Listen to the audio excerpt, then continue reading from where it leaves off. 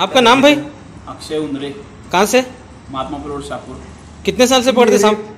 अभी 10 साल हुआ। 10 साल। कौन कौन से सांप पकड़े से? सब पकड़े। मीन से नाग कोबरा पकड़ के क्या करते? जाम्बोटी के जंगल में छुड़ गए थे, नहीं तो मंडोली। ऐसा मारते फिरते कुछ नहीं? कुछ नहीं, मारने का नहीं करके हमें पकड़ के छोड़ते। अच्छा अच्छा। कैसे का डर नहीं लगता आपको पकड़ने के लिए?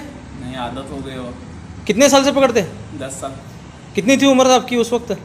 इस वक्त थी तो 15 साल। किससे सीखे आप? कुछ तो शिकायत वगैरह नहीं आई, सच बचपन से। इसका पकड़ने का जो फंडा है, क्या पहले दुम को पकड़ना है या पहले मुंह को पकड़ना उसको? वो दुम को पकड़ना वैसा क्या नहीं, वो स्टिक रेस जो अच्छा सबसे। और उसको तुम्हारे को चाबा वगैरह तो क्या करते उसको? कुछ नहीं, ये मेडिकल को जाना।